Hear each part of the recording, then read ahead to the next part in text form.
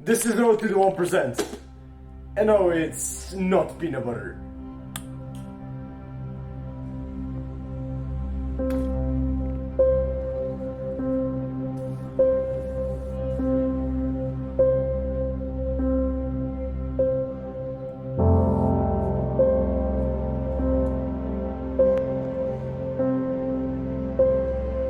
It makes sense now.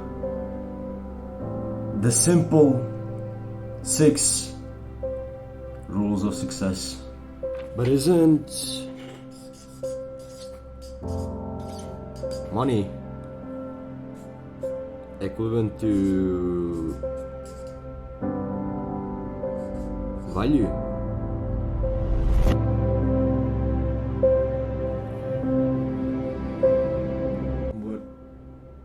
What happened? There's something beneath this. Something deeper.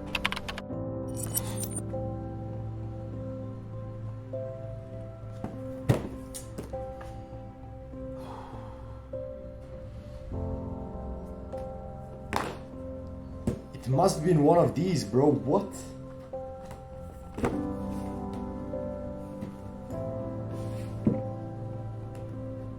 Where it all started. Think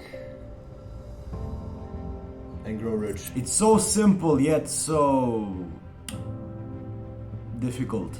Let's firstly meet the competitors and then explain why did I choose them. First one is Andrew Tate. I think it's fairly simple why I picked him.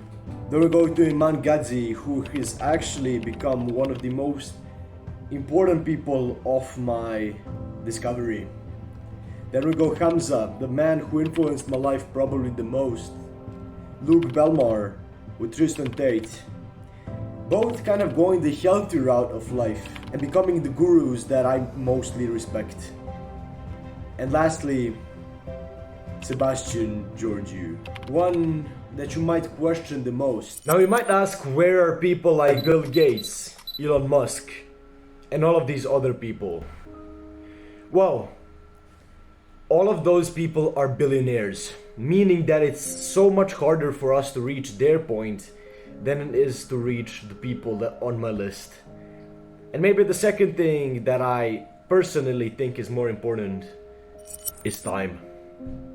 All of these entrepreneurs that I picked have an insane physique, look really good, are healthy, and have the 6 things that I listed before. But more importantly, they have their youth.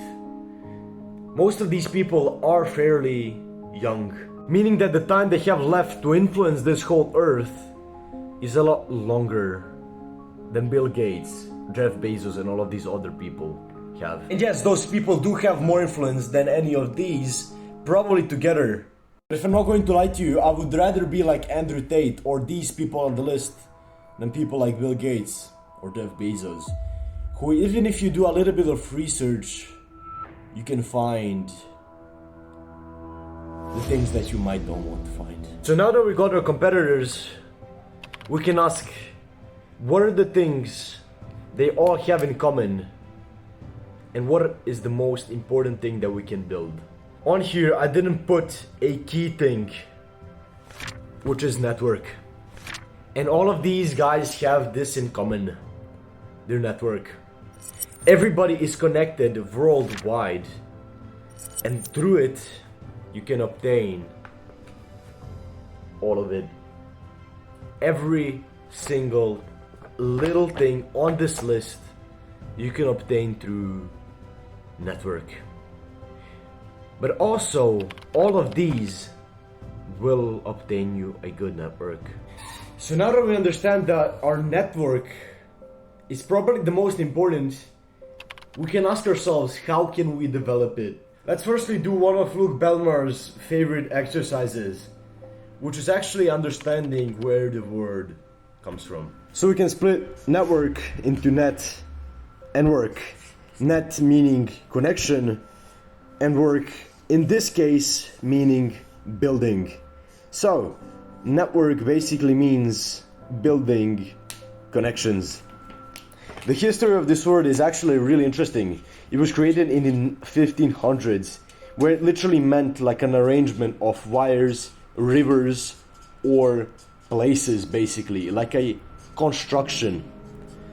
But what's a little bit more interesting is in the 1969, the University College of London and the Royal Radar Network of Norway actually both connected to the ARPANET, which was like the preceding thing to internet, and that's how the conception of networking was created. So now that we know a little bit more of the history about the word, and that it literally means building connections, we can start to ask, how can we build those quality connections? So, I decided to make a list of the skills and habits that we can actually use to better our network and to build it even more. The first on our list is sales. How can we develop this sales skill? It's actually fairly simple. You can go and work a job, or you can learn them online, which is probably the easier thing to do. The books that I would recommend is actually the 3-pack from the books of Russell Brunson. So, Dot-com Secrets, Traffic Secrets, and Expert Secrets. If you read those 3 books, I think you're going to be good for the sales. The second one, we have social skills. And this simply comes down to another book, which I talk about a lot on this channel. It's actually how to win friends and influence people. If you read this book, you'll pretty much be ready. The third thing is actually global manners. And no, I don't mean you need to learn absolutely every single country's manners. No, what I recommend you to do is to actually learn 5 global manners: the US, the UK, China, Singapore, and Dubai, meaning the UAE. If you know the 5 manners of these 5 countries, you're going to be pretty much ready to do most of the networking you're going to need. But another thing I would recommend you to do is, before you go to any country, try and learn their manners. See if there's something that's different from your country. And now we have outreach. What do I mean about outreach? It's literally when you go to build your network with the world's top 1%, men or women, you need to understand how you can reach them. You cannot just simply write an email building like a offer. You need to understand that most of the people, when you offer them the things in the first email or the first message, they're probably going to decline it. And then we have the understanding of the human nature. What do you mean by this? I literally mean how humans think. You can do this by observing your own mind and by challenging all of the beliefs of your parents and of your friends. This is how you can actually build an understanding of our human mind. Now, the next 2 things go hand in hand. It's actually loyalty and saying no. Loyalty is literally meaning that you should build a connection with one company, a connection with one person that can highly benefit you, and not in a selfish way. You should provide most of the value that you can, and you should stay loyal to them. Try and go through the tests, and you will build respect in their eyes. Saying no is as simple as recognizing the things and the situations that you need to say no to, and just move on. The next up we have marketing, and I think it's fairly simple.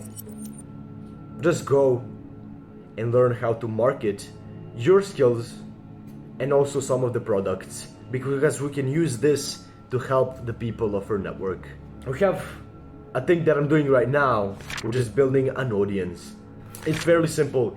You can literally just go on your Instagram and start uploading things about your life, some quotes that you like, and sharing your knowledge. We have history observation, knowing that without observing history, you cannot be ready for the future. So if you're, let's say, in business, if you're interested in building money, the thing that I recommend you to do is to understand the history of business. And probably the most thing is coming at the last. health. Because every single billionaire and most of the millionaires you ask, what is the most important thing that you can build in your life? They will sell health. Meaning your mental health and also your physique and your inner body health. If you don't have this, people will not respect you because they will understand that you don't have respect for yourself. So the road to the top 1% is simply infiltrating the network of the top 1%. And we can do that by developing the skills that I taught today. Some of these skills you can find on my channel, full guides that you can do. Some you're not going to be able to, some you need to pick up a book and read, and for the others, you can search them up on YouTube. Now that we know the habits that we need to build, the things that we need to do, our road is without any clouds. We can see clearly where we need to go and what actions we need to take. So take my hand and walk this road with me. If you like this video, I would highly appreciate you click the subscribe button and also the like button. Maybe even the notification bell so you get notified whenever I nextly upload. That was pretty much it for this video. And if you're interested in some of my other content, you can watch my best video about depression right here. That was it for this one. Fate be the reason, and I will see you tomorrow. Peace.